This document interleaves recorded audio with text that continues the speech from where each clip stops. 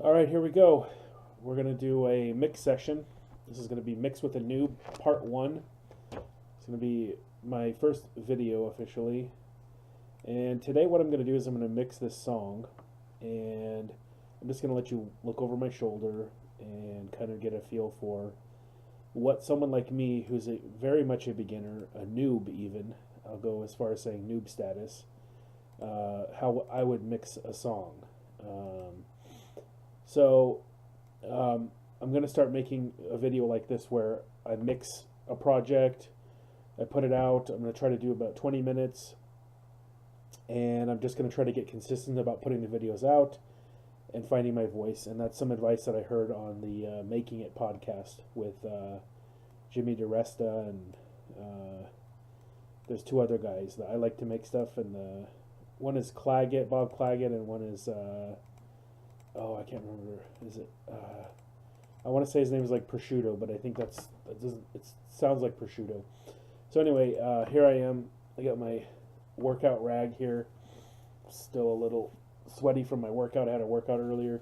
I'm also on a weight loss journey, so maybe by the end of 20 days from now, you'll see I'll look a little thinner in the camera. It'd be kind of nice, right? Thin out. So let me adjust my mic here. Hopefully, it doesn't make too much of a noise. All right. So here I have a song. This is called Diggin' Holes. This is a song I recorded with my band, Greenwire.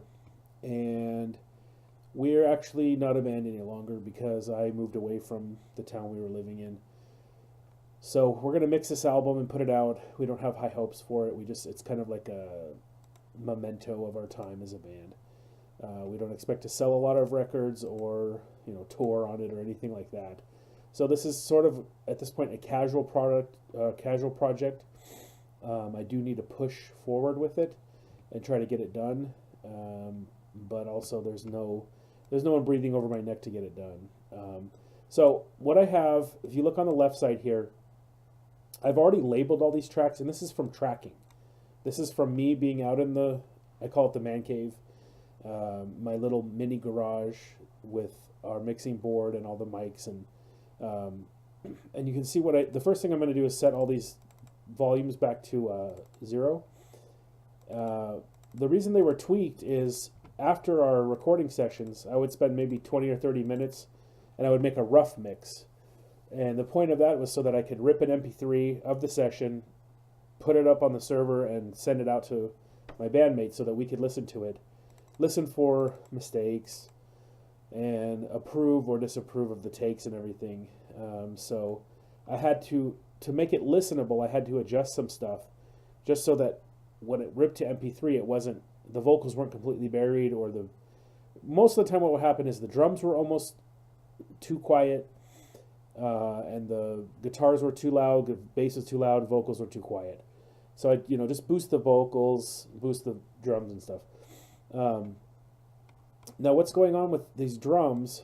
I just have to say a disclaimer ahead of time. This recording sounds pretty bad. It's home recording. It's in a tiny room. It's the mic setup. We're not professionals. It's my first album. It's the drummer's first album. I believe our guitar player has made albums before, but not extensively. So, our mic placement wasn't very good. Our room acoustics were not very good. The quality of our mics were not very good. There's a whole lot of things going on. Plus, I just don't know what I'm doing as an engineer. So what you see in a lot of these, like here's a kick track, I just had the stuff turned really low. I didn't want it clipping. I don't have any outboard gear. I didn't have any inline compressors. And I only learned early on in the process, I did not know about the insert FX chain on Reaper, which means as a signal comes in, you can put a compressor. I only learned about that maybe 5/6 of the way through the project, almost to the end of the project. I learned, I could compress a signal coming in. So I did end up compressing some of the vocals and stuff, but all I did with the drums was I basically just turned the gain from the board, the big mixing board. I turned the gain down so low that even if the drummer was hitting the snare as hard as he could, which he likes to hit that snare pretty hard, it wouldn't clip. So that's why my drums look like this. They're really not that great. And in fact, I do have some clipping in places. There's one right there. So we have to work with that. And unfortunately, if I hear mistakes in this, there's no going back. We're done as a band. I live in a different city now. So what I have here is what I have, and what comes out at the end, the mix that comes out at the end, as amateur as it sounds, that's as good as it's going to get. In the future, someday, who knows, maybe we'll redo the song in a better setting. It'll come out better sounding, but what you have is what you get for this. So let's just go down from the top. When I label it DI, that means direct input or direct injection. That's from the back of the guitar amp, XLR cable out to the mixer board. So that's with no pedal or any kind of, that's just a direct. Now I come to find out it doesn't mean that it's a clean signal, which a lot of the pros say that I would have recommended I have been taking a clean channel so that I could put effects if I wanted to later. So his amp has built-in effects, reverb most notably, and chorus, I believe. And so the DI still has some color to it, still has some kind of effects on it. Okay, so this is only a certain part. So anytime you see DI, that means direct injection. Amp means that I had a Shure SM57 pointed at the amp. DI distortion. Okay, so here I just put DI instead of guitar. I'll just put guitar in there. So I guess my number one recommendation as a beginner is really get in the habit of labeling your tracks correctly. Label them ahead of time, or even if you come in like this and you notice, okay, this doesn't say guitar. It's not that big of a deal to change it, but I kind of want to. I just want to clean it up. Same thing here. And next time I'll paste so I can save you some time. Save us both some time. Okay. So we're getting this cleaned up. And now the next step, now that we've gone, okay, I've already got a guitar bus on here. So I used routing, and I also, at a certain point, I discovered folders and the power of having folders during a mix. During a quick mix, a rough mix, I would just do routing. I would just do this. You hit Alt R. If you hit Alt M, let's see here. It's Control M. Okay, Control M brings up your mixer. If you want to, and you can also hover and make this bigger. Okay, so there's my mixer. If you want to switch to the routing menu, you just hit Alt R, or hold on, it's Alt R. Yeah, not Control R. Okay, so this is routing. This is a routing matrix, and I'll go over this in detail in another video. But this basically lets you configure your sends and receives to your different tracks. So if I want all the guitars to go to one track, a bus, I can do that here pretty quickly just by going down the row. And that way then later if I just, all the guitar gets turned down, all the guitar gets turned up, it's quick on one track. So when you go to mix, what you want to do is organize everything nice and neat. And so step one of that, so that's step two, I guess, organize using folders. So basically what you saw me do, I brought the bus down to the bottom, and then I brought all the guitar below it. And then you can do, later you can do more than that. You can move, if you want to have the verse parts first, then the chorus parts, then the solo, you can sort of organize it however you want. I think I'm going to leave mine how it is right now. I'm gesturing to the screen as if you can see me pointing at the screen. But here, I'll with my mouse, I'll gesture. So here, I'm going to leave these parts just the way they are because that's how I took them in the recording, in the tracking room. I'm not going to mess with them.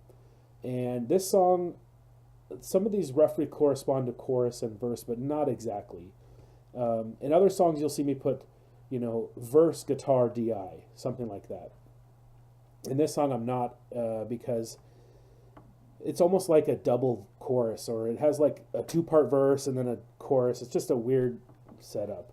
And if I had known better, I would have done all these parts, ahead of time. I would have tracked them better.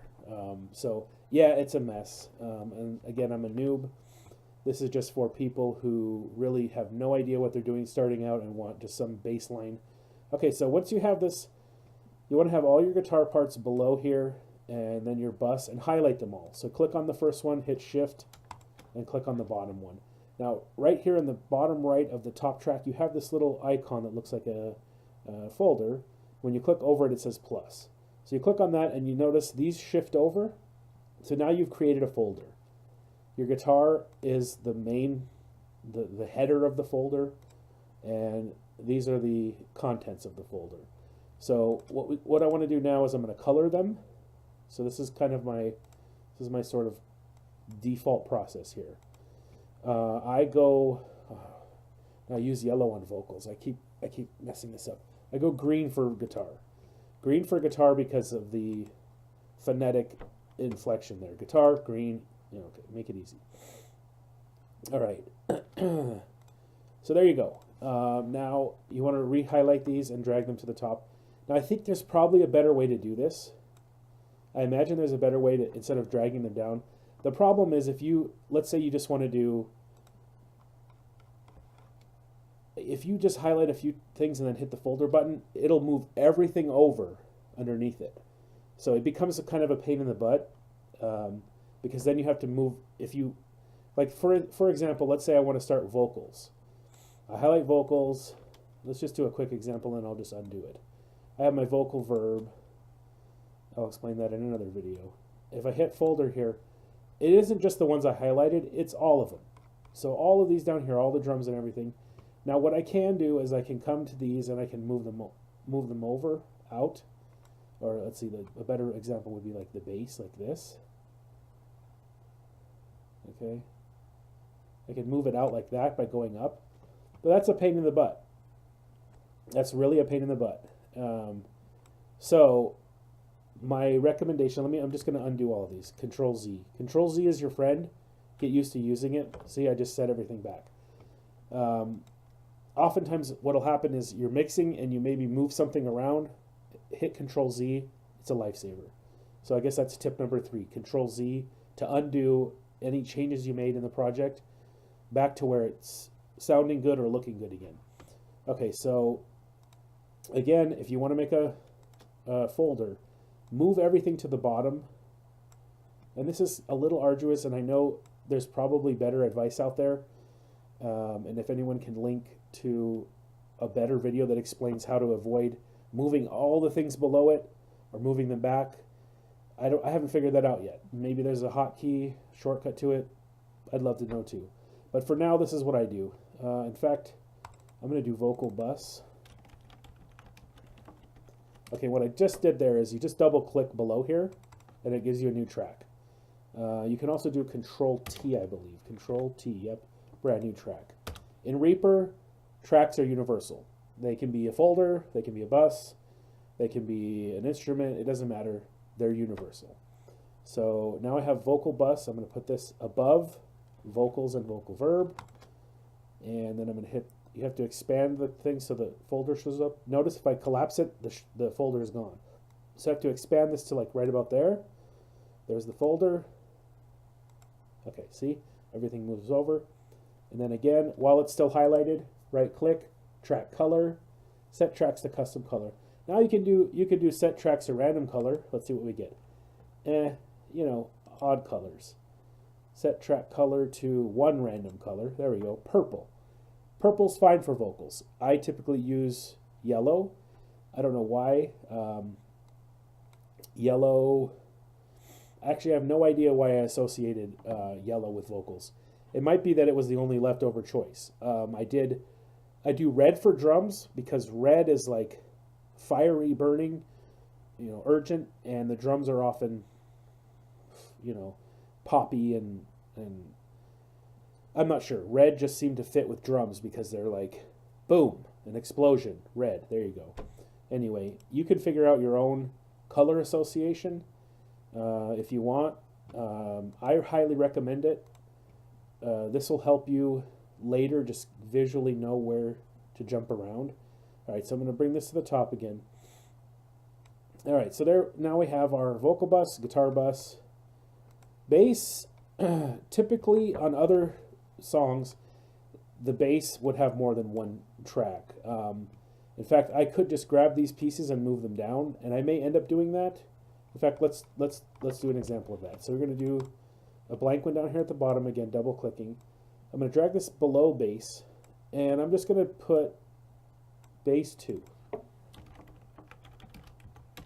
They could later correspond to chorus, some, you know, anything else. Actually, let's do 3 of them. We'll do 3. Bass 3. Okay, so now they're labeled. And I know I look like an idiot because I'm going to drag them all down again. So that's the noob in me, is I don't know these quick shortcuts yet. So here's the breakdown part of the song. Actually, no, it isn't. Is it right here? I don't know my song at all.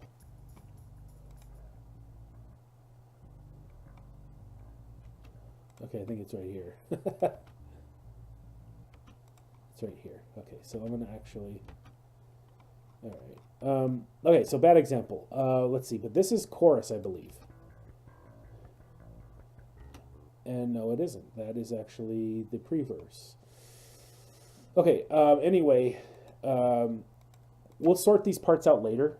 What you want to do, if you want to do this, so it looks more like the guitar where it's broken up, and the reason you do this is so you can actually apply different things to the different parts of the song easier.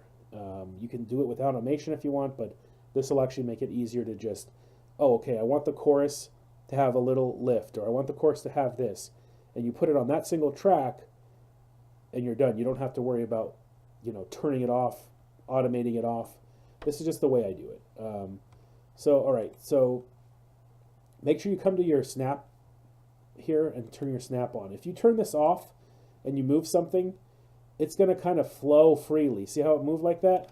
Now I'm going to let go of it, and again, Control Z puts it right back where it was. Be careful about that. You don't want to get your parts off, because you'll have to come back and time align them manually, and that can be a pain. So right now everything is aligned to a click, which is great. You don't want to move stuff around. So make sure your snap is enabled. It's this little magnet icon. When that's enabled, you can jump stuff around, and it stays where it is relatively. It won't. I'm going to turn these automation lanes off because they're distracting right now. Those are lanes of automation. That'll be a separate video. I had those up for the rough mix. Okay, so here's an example. I'm going to move this from the main bass. Let's put bass 1 in there. I'm going to move this from the main bass channel to the next one. Boom, there it goes. You just drag it down. We have this part. The only thing, okay, what I really want to do is I want to move the breakdown part, which is, I guess, would be roughly the bridge of the song. I want to move it down to the 3rd one. And then we can actually put bass 3 breakdown. I just call it breakdown. We used to use that term for the parts. We would never do a lot of bridges. It was just the way, it was our style. We didn't have a standard bridge. We would do these little breakdown things. All right, so this is right where one part ends and the other part begins, and it's not right on the measure. Actually, yeah, it is. Okay, and the reason I know it's right on the measure is here's the measure marker, and there, when I turn snaps on, it jumps to the measure marker, and I'll go over that later. As you can see, it's slightly ahead of it, which is okay. That's because it's a human playing the instrument. All right, and it's me. I do play the bass. Okay, so I'm going to slice some. While I'm highlighted, I have the cursor where I want. I just hit S. It slices. Now I have the breakdown part all by itself. Let me just double check here. Yeah. All right, so now that's all isolated. And we're going to move it down to number 3. Oh, there it goes. Okay. Oops. See, I didn't have snap on, so I don't know for sure. Snap back on. Oh. See that? You got to be careful when you drag down. 1, 2. Okay. Pro tip here. This is something I had to teach myself. Collapse your tracks. You hold Control and you do the mouse wheel over the side here, over the track list on the left, and it will expand them or shrink them. So shrink them so that you don't have to move your wrist as far down. 1, 2. There it is. Now we have bass 1, 2, and 3. We're going to move them down. And again, there's probably a much better way to do this. This is just my method. Bass, bus. In fact, actually, I got away from saying bus. I would just put bass, because once you put it into a folder configuration, you know what it is. All right, so there's bass. Bass, I don't know why I just use green. The band is called Green Wire. The bass is, I mean, I really don't know. I think I picked drums first, red. I put guitar to, wait, no, did I say guitar was green? Oh, I can't remember. You know what we'll do now? Here, okay. What I'm going to do now, I'm going to hit Control S to save this project. I'm going to go, what you want to do is hit File, Open, and you see New Project tab. If you hit Open and open another project, it's going to close the old one you had. If you want to jump between two projects and compare, you want to do a New Project tab and then open a project. It's so much easier. So I'm going to open one that I was working on, and one that we may go over in another video to show a little more advanced stuff. But this is essentially what it looks like. It comes out at the end, okay? There's a bunch of missing files. Okay, so this is, okay, guitar was green. Oh, that's right, guitar, G, and green. All right, my mistake. So guitar was green, bass. So here I am again jumping back and forth. You look at the top of the screen here, I have tabs. I have my down again is the project, unsaved one. I'm going to close this one out. I don't need to save it. That was an experiment. Okay. So there's the one I just went over with you, digging holes, that's halfway sorted. Then here's down again, which has already been sorted. And you know what? It looks like I never colored the bass. Wow. Oh, and I made vocals purple. Okay. I'm forgetting all of my standard stuff here. I think I meant to actually make bass yellow. Let's see. Or was it blue? No, it was blue. I wanted to make bass blue because I have a blue bass guitar, which is as stupid as a reason as any to pick a color, but you can pick whatever color you want for whatever reason. You can make each individual one color. You can make it a rainbow. Whatever mentally helps you organize them is what you should do. So, okay, let's do custom color. I'm going to do blue. The one thing I guess I recommend is try to get consistent with your coloring schemes and stuff, so that mentally as you go through each mix, at least this has helped with me, is, okay, guitar and drums I think were the ones that I would color mostly, because then it would leave vocal and bass uncolored, and those were easy to pick out. So from now on I will do blue for bass. Hey, there you go, B, blue bass. G for guitar, G and green. Yellow for vocals, for whatever random reason, and then red for drums, because the drums can be explosive with the, thundering kicks and all that stuff, and red is like an explosive color. So I have my sort of name association, name and color scheme going on there. All right. So my last one would be drums. Let's see. Let's click. I'm going to put all the way at the very top. If you get a click during recording, always bring it over when you're going to mix. Make sure you keep that click in there if you can. Deliver the mixer. If it's you mixing, bring the USB stick with the click unaltered. Don't mess around with the click. Don't try to put one later. You can, but my recommendation is just lay that click down when you start the project and leave it in there forever. You can always mute it. You can come back to it, but it's sort of like the backbone of the song now. You're going to need it. All right, so it looks like I have a drum bus. Ooh, you know what this is? Look at these little bass. These need to be in this folder. Okay, another thing with sorting folders.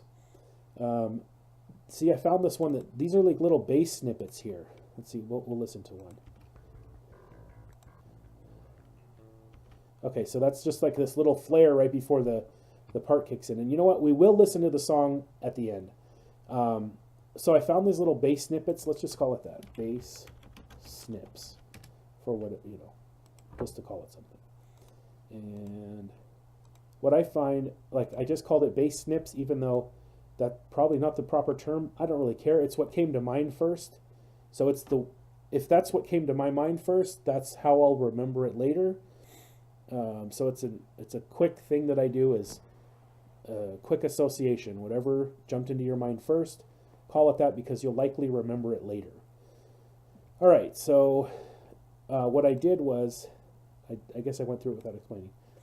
So I have this fourth thing now that I want to go underneath the bass folder, go into the bass folder. So you grab a hold of the track, and if you start to wiggle it around, you get a blue line. Okay, oh, look at that. Wow, that was okay. I have never messed with that. Huh. I just drag to the right and it does it. Interesting, okay. So you just drag to the right and it does it. And the way you can tell it's going to do it is you can see the blue line. It'll jump over. Okay, there it goes. Now, everything's organized. This is starting to look good. For some reason my guitars are muted. I'm going to unmute them. So I'm doing a lot of multi-selecting. That's something I can show you. Let's do it now. Multi-selecting is you click on one track and you, hold on, I gotta mute this tab because, yeah, okay, well, there's my kids. All right. All right, so you select on the top one and you hit shift and you select on the bottom one. It's the same thing in Windows. It works exactly the same way, thankfully. You can also do control to selectively unselect. Let me see if control shift also works. I think it probably does. I would imagine so. Let's see. Yeah, control shift also works, which is multi select, or yeah. Anyway, so the last step here would be drum bus. So I'm going to again multi-select my first one, hit shift and click on the bottom one. They're all highlighted now, and again I just hit the little folder, boom, it moves over while I have them highlighted. I guess the reason I'm explaining the track color at the same time that you put it in a folder is it's easy because you already have it selected. You can do it later if you want or not. It's just while you're doing the folder operation and you've got them all selected, go for it. There we go. So now they're all red. So that's it. That's organizing a track to begin with. And then we'll go into much more detail about how I begin to mix. Let's switch back to this older project I was working on. Oh, I did promise you we would listen to the song.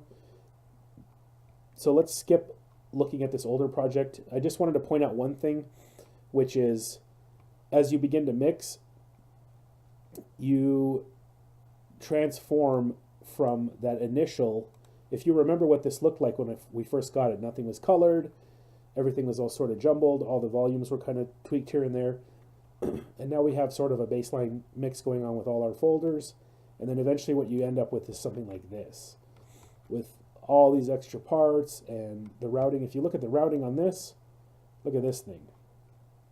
I guess it doesn't look that impressive or insane, but it does, you know, there's quite a bit of routing going on here, a lot of folders and stuff. So that's just a quick explanation of setting up a mix. So let's listen to the song. Again, I know this is amateur sounding. It kind of has like a Green Day feel. It's sort of punky. It's okay. We're not the best musicians in the world. We're beginners. But here it is.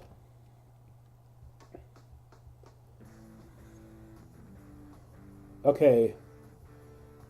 It doesn't sound terrible, but I think the guitar is overpowering. So here's my first step. You can just take the guitar bus, main volume right here, and just start going down, dragging this down until it feels about right. That feels about right. Okay, the vocals are too loud. Drag it down. There, you mixed the song. Yay! I'm just kidding. There's a lot of work to do. And what I mean is you want the kick to stand out. You want that kick and bass drum to just be perfectly in sync, just hammering. Um, the vocal needs a lot of work. I mean, honestly, a project like this, you could do a mix just like this and put it out. Sounds rough. If you know not many people are going to hear it, or you're not planning on trying to tour on the album or sell, hundreds of thousands of copies of it, you could just do a quick mix like this, like I did, and be done with it in an hour and just put it out.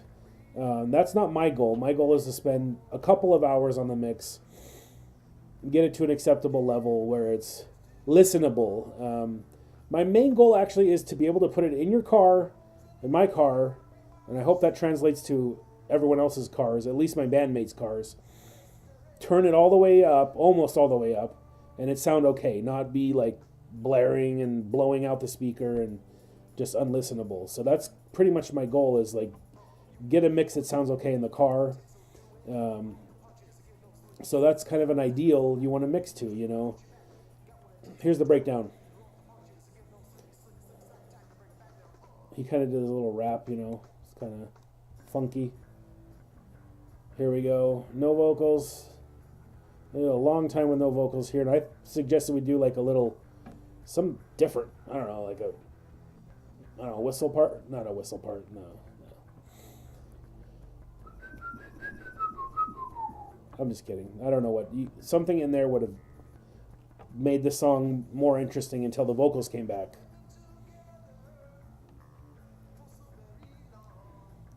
It's not a bad song, it's amateur. Oh, let me turn the click on. There's the click. I'm going to solo, click, and let's do guitar. So this guitar part is the raw wave file that was generated when he recorded the song. And that click track has not changed. I copied the project in its entirety from the tracking room computer. I put it on a USB drive and I opened it on my home computer. So it's still lock sync. I mean, it's as good as it's going to get. Let's listen to bass. Now this is me. I play the bass, so you have to forgive me. I'm not the world's best bass player. Here we go. It's like real rumbly and low and rough, and that's kind of how I wanted it. I experimented with my tone a lot. And this is what sounded good. I do have some effects on here already, but we'll get into that another time. Again, that was just during the rough mix. Just hey, throw these 4 plugins on here, make it sound listenable. I put, stats you can ignore. EQ'd it. Probably, I used a stock one. Compressor, and then, God, I don't even know what that's for. Oh, this is because I had automation. Ignore all that. That's for another session. Here's that breakdown part. Okay, we can bring the guitar in now. It needs more bass. So right away, here, I'm going to pause. Okay. This is a good, perfect example of what I was talking about earlier. Now, I know I'm jumping around a little bit. The videos will get better. I'll get more structure. I'll write this stuff out. I'll have things pop up on the screen. This is just me learning my voice and getting consistent with the video production. In this case, the bass right here is much too low. It doesn't even survive with the guitar. If you listen here, let's listen again. It's just barely under the surface of the guitar. Let's turn that click off. All right, so I can just bring this bass up manually because this little chunk is all by itself on this track. So that's me maxing that out.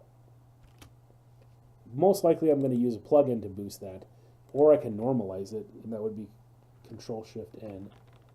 See, now it's going to be much louder, and it'll sound probably overpowering the guitar. Now let's see. That's not bad.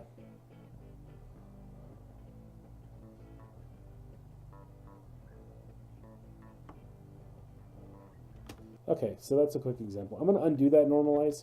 I don't always like to use normalize. In fact, I was told not to do it. And then other people said, if I want to, do it. It's a tool, you can use it. A lot of the guitar tracks are normalized.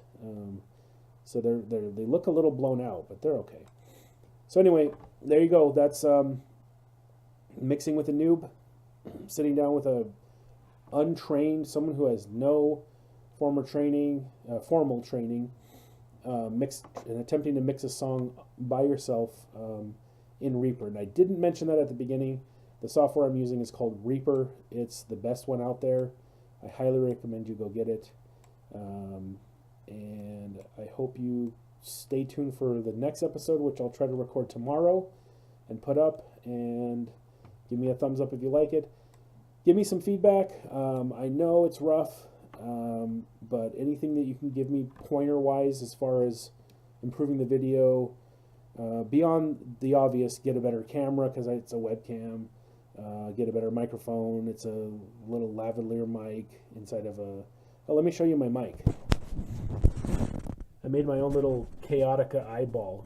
Google Chaotica eyeball and see it's this enclosure, and they want like $300, $400 for it. I made my own out of a $2 foam ball and a little wind guard. I think I spent maybe $9 on this total. It's kind of junk, but it's way better than the stock computer mic. It works a lot better. And I don't have the room currently to have my little mini board and an actual condenser mic, which in the future I probably will. So that's what you're hearing on the audio. So aside from, technical stuff like that, if you can give me any pointers on, improving the quality of the video, the watchability, organizing, things like that, I would really appreciate it. Thanks for watching.